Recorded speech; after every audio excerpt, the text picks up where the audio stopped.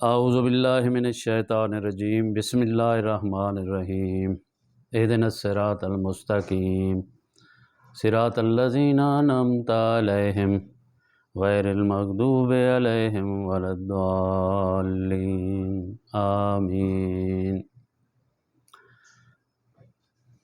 اللہم صلی علی محمد وعلی آل محمد کما صلیت علی ابراہیم وعلی آل ابراہیم انک حمید مجید۔ اللہم بارک علی محمد وعلی آل محمد کما صلیت علی ابراہیم وعلی آل ابراہیم انک حمید مجید۔ السلام علیکم سامعین۔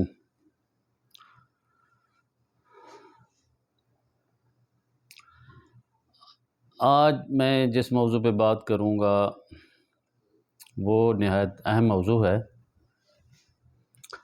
کہ ہم روزمرہ اپنی زندگی میں دیکھ رہے ہیں کہ کربلا اور اہل بیت رسول کے نام پر جو کچھ ہو رہا ہے ہم اس سے غافل نہیں ہیں۔ ہم روزانہ نیٹ پہ دیکھتے ہیں، بڑی ویڈیوز آ رہی ہیں، بہت بڑی باتیں ہوتی ہیں۔ ان میں ہمارے جو علماء کرام ہیں وہ واقعہ کربلا بیان کرتے ہیں، بڑے اچھے انداز میں بیان کرتے ہیں، لیکن ایکچولی حسین کے اس مشن کو کوئی اجاگر نہیں کرتا کہ جس مشن کے لیے امام حسین علیہ السلام نے اپنی جان کی قربانی دی، اپنے گھر والوں کو پیش کر دیا، وہ بیان نہیں کرتے اصل مقصد کیا تھا۔ تو کچھ لوگ جو ہمارے علماء کرام ہیں ان میں سے بہت سارے تو ایسے ہیں کہ ان کو توفیق ہی نہیں ہوتی کہ وہ واقعہ کربلا، حادثہ کربلا یا حضرت امام حسین علیہ السلام کے فضائل و مناقب بیان کر دیں اور اس واقعے کو صحیح سے بیان کریں۔ ان کو ایک تو ڈر لگا رہتا ہے کہ اگر ہم نے بیان کر دیا تو ہماری یہ جو روزی روٹی لگی ہوئی ہے یہ ختم ہو جائے گی، کیونکہ اس طبقے کے لوگ وہ پسند نہیں کرتے ہیں کہ حسین کا ذکر ہو اور ان کے مناقب و فضائل بیان کیے جائیں۔ ان کو یہ ڈر لگا رہتا ہے، بس برائے نام ایسے ہی ذکر کیا اور بس وہاں سے نکل جاتے ہیں، تو یہ بھی ٹھیک نہیں ہے۔ دوسرے ہمارے وہ محبان جو صرف اور صرف پورا سال بھر کے محرم میں تو اور زیادہ واقعہ کربلا اور سیدنا حسین علیہ السلام کے نام پر جو کچھ وہ کرتے ہیں وہ بھی صحیح طریقہ نہیں ہے۔ وہ حسین علیہ السلام کے خون کو بیچتے ہیں اور بیچ رہے ہیں، وہ بیچ کر اپنا پیٹ بھرتے ہیں۔ ابھی الحمدللہ ان کے ہی گروپ میں انہی لوگوں میں سے کچھ لوگ ہیں جو حقیقت پسند ہیں، وہ ان چیزوں کو، ان بدعات کو وہ اجاگر کر رہے ہیں۔ اللہ تعالیٰ ان کو اور توفیق دے۔ کچھ لوگ ایسے ہیں جو واقعہ کربلا بیان نہیں کرتے، وہ کہتے ہیں جی بس ایک کہانی تھی، داستان تھی، واقعہ تھا، تاریخوں میں آیا، گم ہو گیا، ختم ہو کر دو، بات ذکر ہی نہ کرو۔ یہ لوگ بھی اپنے آپ کو مسلمان کہلاتے ہیں اور بڑے بڑے دعوے کرتے ہیں کہ ہم مسلمان ہیں اور ہم جی بڑے صحیح ڈگر پہ چل رہے ہیں، ہمارا یہی دین ہے اور ہمیں دین نے یہی کچھ سکھایا ہے کہ ہم بس نماز، روزہ اور باقی مسائل کریں، اہل بیت رسول صلی اللہ علیہ وآلہ وسلم کا نام نہ لیں، کیونکہ ان کی بھی روزی روٹی اسی طرح جڑی ہوئی ہے ناسبیت کے روپ میں۔ یہ لوگ سخت قسم کے ناسبی ہیں جو اہل بیت رسول کا ذکر تک نہیں کرتے، اگر کریں گے تو ان میں نقص تلاش کریں گے، ان کو باغی کہیں گے کہ نعوذ باللہ امام حسین علیہ السلام تو باغی تھے، حاکم وقت کے خلاف انہوں نے بغاوت کی۔ تو یہ تو بالکل اپنی اس نہج سے، اپنے اس طریقے سے جو ہمارے سلف کا طریقہ تھا اس سے بالکل اترے ہوئے ہیں، اور آج تک اسی طرح شام اور دمشق کے اس ملوکیت میں ڈوبے ہوئے ہیں جو اس دور سے شروع ہوئی اور آج تک وہی جا رہی ہے، اور وہی ناسبیت ہے جو ان میں کوٹ کوٹ کر بھری ہوئی ہے۔ انہیں رسول اللہ صلی اللہ علیہ وآلہ وسلم کے اولاد کا کوئی فضائل، کوئی مناصب، کوئی مرتبہ، کوئی عزت و احترام ان کو نظر ہی نہیں آتی۔ ان کی نظر میں صرف معاویہ بن ابو سفیان اور یزید اور ان کے وہ پیروکار ہیں جنہوں نے آل رسول کے ساتھ دشمنیاں کیں اور بغض رکھا، گالیاں نکالی۔ اور ایسے ہی لوگوں کے لیے آپ صلی اللہ علیہ وآلہ وسلم نے فرمایا تھا کہ اگر کوئی شخص مقام ابراہیم اور حجر اسود کے درمیان کھڑے ہو کر نمازیں پڑھتا رہے اور روزہ بھی ہو اس کا، مگر اگر اس کے دل میں بغض اہل بیت ہے تو وہ جنت کی خوشبو نہیں پائے گا۔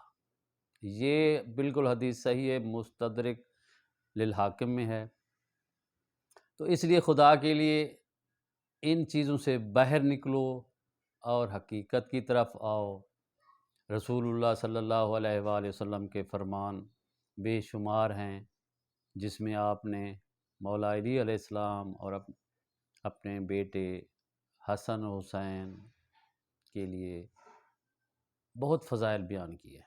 حدیث کی کتابیں بھری پڑی ہیں، ہمیں نظر نہیں آتی ہیں۔ ہمیں سوچنا چاہیے کہ ہمارے دل میں ان کے خلاف یہ بغض کیوں ہے؟ اگر یہ ہے تو اس کو نکالو، اور ایک شفاف دین جو ہمارے اسلاف کا تھا، ہمارے بزرگوں کا تھا، صحابہ کرام کا تھا، اہل بیت رسول کا تھا۔ صحابہ کرام تو اہل بیت رسول کی بہت عزت و احترام کرتے تھے۔ ہمیں بھی اگر ان کے نقش قدم پہ چلنا ہے تو ہمیں آل رسول کا احترام، عزت کرنی چاہیے۔ ان کے دشمنوں سے ہمیں دشمنی رکھنی چاہیے، ان کے دوستوں سے ہمیں دوستی رکھنی چاہیے۔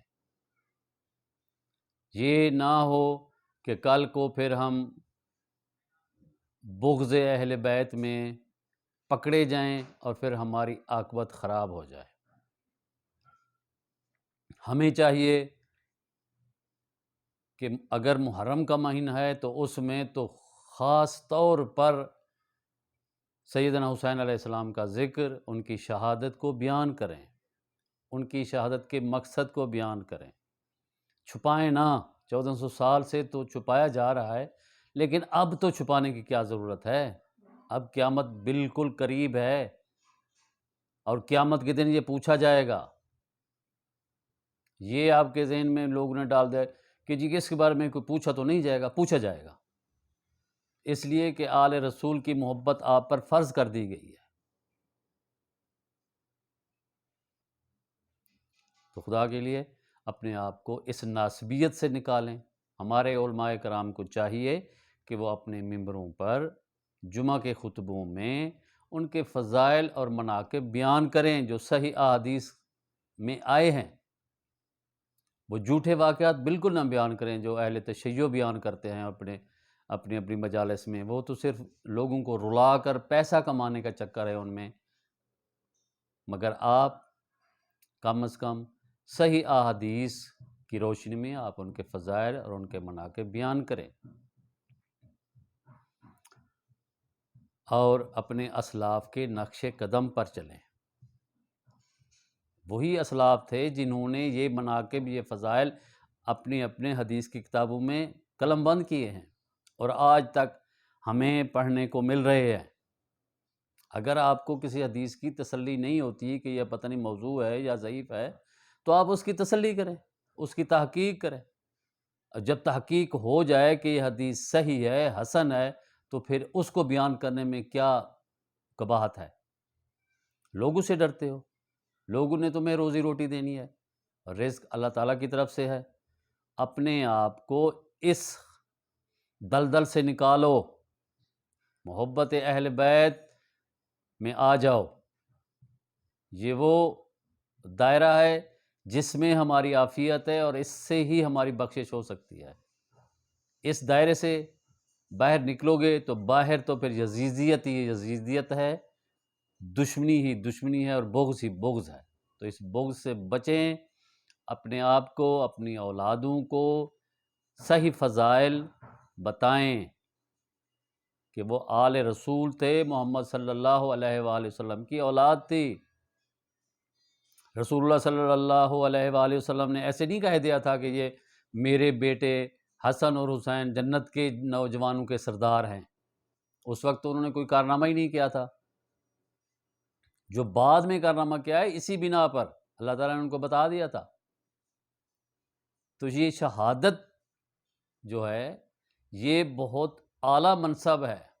آپ صلی اللہ علیہ وآلہ وسلم کی بھی خواہش ہوتی تھی کہ کاش میں شہید ہو جاؤں، پھر زندہ کیا جاؤں، پھر شہید ہو جاؤں، پھر زندہ کیا جاؤں۔ تو یہ آپ صلی اللہ علیہ وسلم کی خواہش تھی۔ یہ شہادت کوئی ایسی ویسی بات نہیں ہے، یہ بہت بڑا مقام ہے۔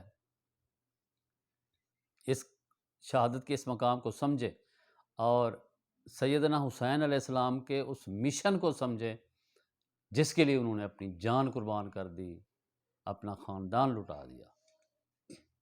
وہ اگر دیکھیں تو وہ حسین علیہ السلام کی جنگ نہیں تھی، ایکچول وہ محمد رسول اللہ کی جنگ تھی۔ کیوں کہ محمد رسول اللہ صلی اللہ علیہ وسلم کا دین مٹایا جا رہا تھا، اس دین کو مٹنے سے بچانے کے لیے حسین علیہ السلام نے اپنا پورا خاندان آگے کھڑا کر دیا۔ بے شک وہ شہید ہو گئے، مارے گئے، بہت زیادتیاں ہوئی ان کے ساتھ، لیکن آج تک وہ داستان، وہ کربلا آج تک کسی کو بھولی نہیں ہے۔ جب بھی کوئی تحریک اٹھتی ہے تو وہی ان کے سامنے حسین ہی ہوتا ہے، حسین کا نام لے کر ہی اٹھتے ہیں۔ حسین کے علاوہ تو پھر وہ کسی کا شعر ہے کہ اسلام کے دامن میں بس اس کے سوا کیا ہے، اسلام کے دامن میں بس اس کے سوا کیا ہے، ایک ضرب ید اللہ اور ایک سجدہ شبیری۔ تو خدا کے لیے اپنے آپ کو اس ناسبیت سے، اس دشمنی سے اور اس بغض سے نکالیں تاکہ ہماری آخرت صحیح ہو۔ ورنہ کل کو جب مہدی علیہ السلام آئیں گے تو اس وقت تو پھر آپ کو مجبور ہونا پڑے گا، وہ تو اسی آل میں سے آئیں گے، رسول اللہ صلی اللہ علیہ وسلم کی اولاد میں سے ہوں گے۔ تو اسی لیے اس سے پہلے کہ وہ وقت آئے، اپنے آپ کو سنبھالو، اپنے آپ کو رسول اللہ صلی اللہ علیہ وآلہ وسلم کی اولاد کی دشمنی سے اپنے آپ کو نکالو، اپنی اولادوں کو نکالو، تاکہ تمہاری آخرت صحیح ہو اور تمہاری بخشش ہو جائے۔ وما علینا الا البلاغ۔